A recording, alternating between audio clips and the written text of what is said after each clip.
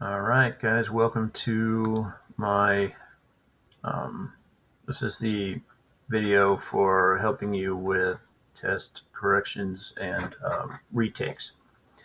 So we're going to go through each question and then you will be asked to answer certain questions along the way. Okay, number one, as a ruler of the Soviet Union, Joseph Stalin denied freedom of the press, executed and imprisoned thousands of political opponents, imposed harsh punishments for low-level crimes, and forcibly took land from the people. What are these activities a good example of? How to properly govern a nation, methods of building loyalty among the people, the consent of the governed, or unlimited government.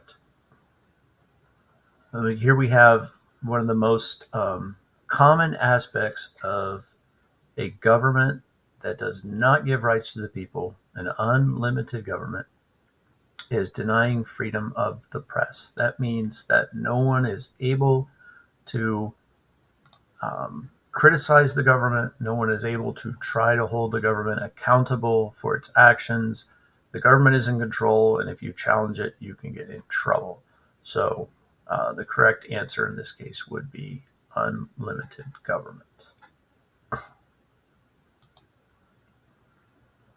Okay, the United States has an economy based on blank, where private individuals can make money by innovating and creating new ideas and products and bringing them to the market.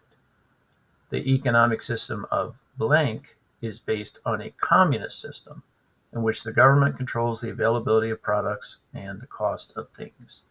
Okay, we learned about communism. We learned that in communism, it's supposed to be equal. It is a command economy where the government controls everything and takes away property from people. So what we have here is the United States is an economy based on free enterprise. We have a free enterprise economy. Private individuals can make money. And so there's only two questions that can be correct. You can eliminate these two. Now, the question then is, the economic system of blank is based on a communist system. So was the USA communist or the USSR? Well, you know the USA has never been communist. The USSR is the correct answer.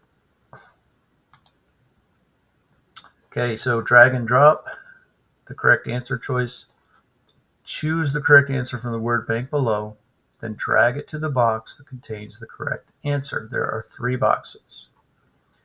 Blank was the leader of the Bolshevik Revolution and first premier of the Soviet Union. Now we learned that this guy in the video we watched, it was the German secret weapon. Instead of a real weapon, they sent a man. The man wanted to overturn the Russian political system, get rid of the Tsar, and introduce a new type of government. And that man was Vladimir Lenin. At his death, Blank became the new premier and the longest serving dictator of the Soviet Union. We learned that Vladimir Lenin's friend, Joseph Stalin, was actually somebody that he didn't trust to lead the country. And so he told people, don't let this guy take over. But Stalin did take over anyway. And Stalin was a fearful, dreadful person who was responsible for millions and millions of deaths of his own people. Finally, Blank served as the final premier of the Soviet Union. Last. His introduction of glasnost and perestroika brought about the downfall of the Soviet Union, and we learned that was Mikhail Gorbachev. Nicholas II is the one that's left out here because there are no questions that support that answer.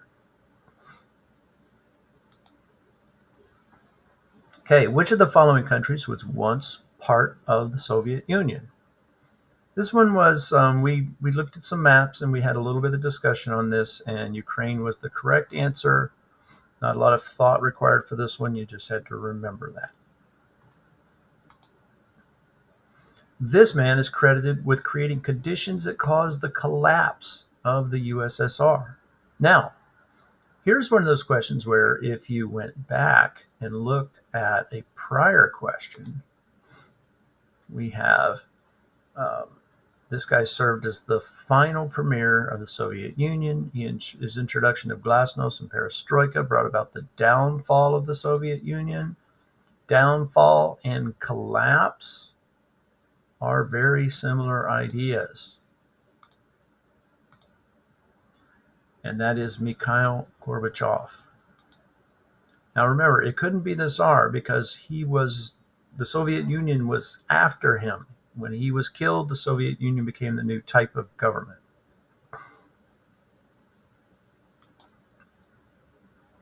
Tsar Nicholas II was weak and unprepared to rule, but he did support something in particular, which is a positive part of his legacy. What did he support?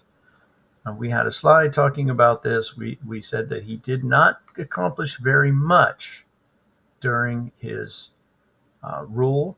However, it was the construction of the Trans-Siberian Railroad. Trans meaning across. Siberia is the eastern part of Russia, east of the Ural Mountains, and they went all the way across the country in this railroad. So it was a major accomplishment. He did not create a democratic state. People could never vote under the Tsar. And these other things are just, well, we talked about Stalin diverting the rivers, but they dried up the Aral Sea. So this one is wrong on a couple of levels. Soviet Premier Mikhail Gorbachev wanted to reform the Soviet Union. In what way? Reform means make changes for the better. So, did he want to move from a traditional economy to a command economy? Traditional economy is when you follow your family values and practices. It's very low tech. It's not something that an entire country would do. It's usually little outlying regions in the country that they follow traditional economy patterns. So no. Increase production in the Soviet Union's command economy. Well, this is an enticing answer. It's attractive because it sounds good. And increasing production would certainly be a good thing that most countries would aspire to. However, we recommend leaving that one. Move from a market economy to a socialist economy. The Soviet Union was not a market economy, it was a command economy. And so you could not move from a market economy because you weren't a market economy. That leaves us here, move from a command economy to a market economy. Was the Soviet Union a command economy? Yes. Did they eventually become a market economy in what is today modern Russia? Yes. This is the correct answer, so we would just cut that one out and click here. What was the cause of the Aral Sea drying up to only 10% of its original size?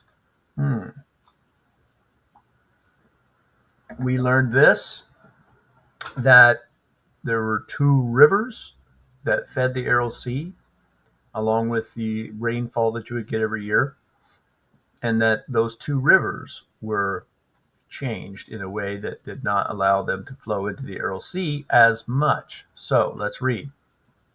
The Soviet Union secretly drained it in order to have more land for construction of cotton fields. Okay, if you were thinking, hey, cotton fields, I remember that, this sounds like a good answer, but the first part also would have to be true. Did they secretly drain it? No, they did not secretly drain it. That wasn't ever their plan. The Soviet Union diverted water from the rivers that fed the Aral Sea to water cotton fields. Did they do that? Yes, indeed they did. This is the correct answer, but let's go down here and make sure we know why the others are not correct. Dams on the rivers caused the Aral Sea to grow too large, so it had to be shrunk. Okay, they may have put dams on those rivers, but the Aral Sea never got too large. Years of drought caused this natural disaster to occur. This is something that theoretically could be possible, but it is not the correct answer because we learned that this was actually something done by humans.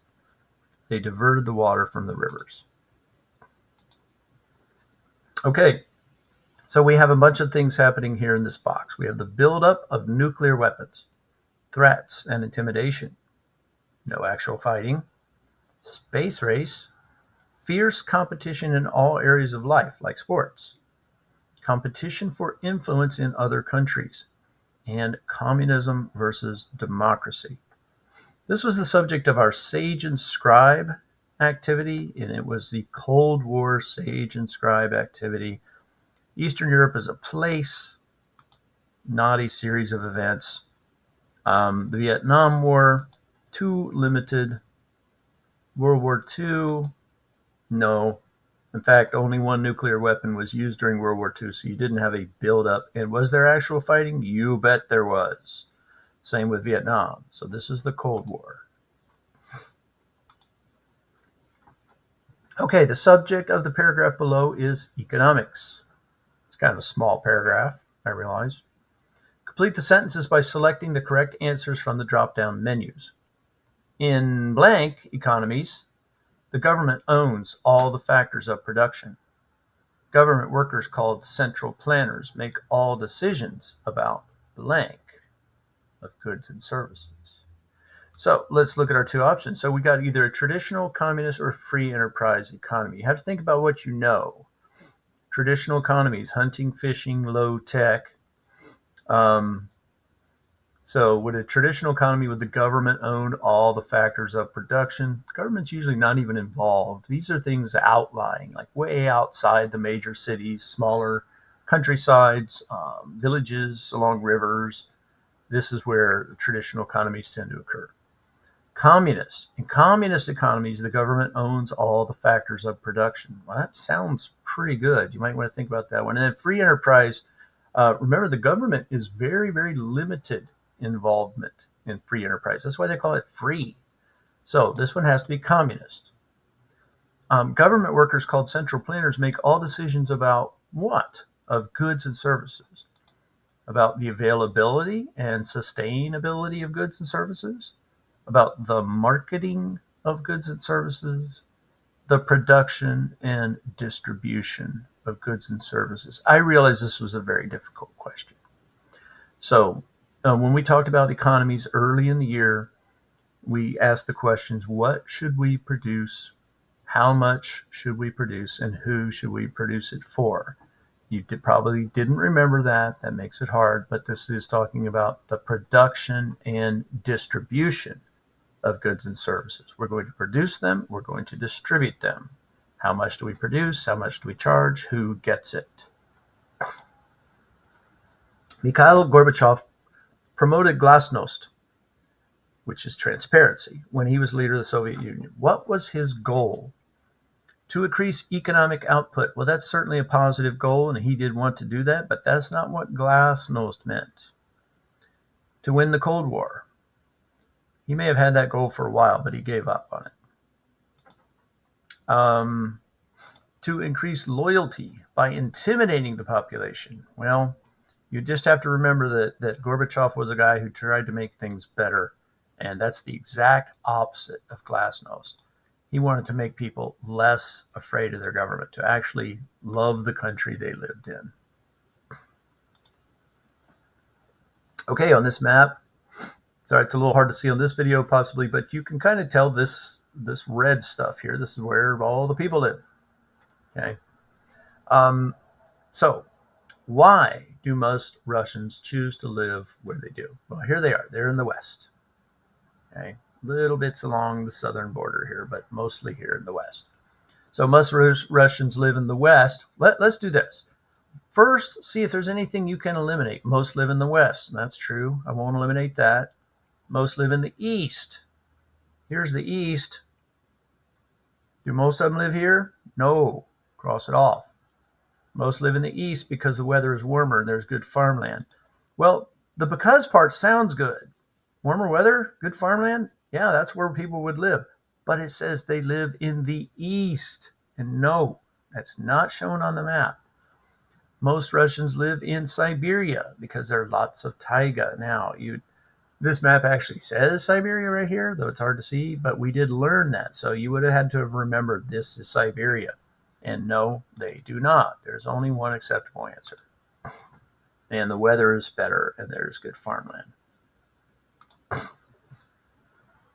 What geographical feature defines the border between Europe and Asia? Guys, this is just a memory question. The Ural Mountains. Remember, a railway is something that is not going to divide a continent, usually. It's man-made. Oceans don't divide continents. Continents exist inside of oceans, so we couldn't do that. And the Aral Sea, of course, we learned about just a very small sea.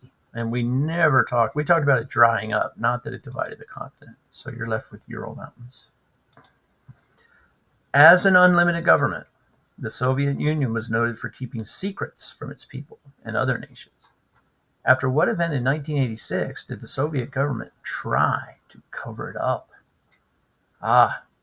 So one of these terrible things happened, and they wanted to cover it up, and we never learned about the explosion of the Soyuz space shuttle. Actually, not a thing. The drying up of the Aral Sea, well, that happened, and that was bad, but it took place over a long period of time, and it was not this event in 1986. Okay, the poisoning of the Volga River. We never learned about it. So you should be able to eliminate something if you've just never heard anything about it. The reactor explosion at the Chernobyl nuclear power plant is the correct answer. Okay. This tradition from Ukraine turned into the painting of eggs on Easter, and for a lot of people, they got this one, just the word eggs stood out. Stencil art, yeah, but we just didn't call it that. Paintlicious and paint fun Pisanki eggs. Unfortunately, only a couple of people did miss this one, but that's the correct answer. Okay, that takes us to the end of our video. Well, you can now see me, and we'll talk about your retake.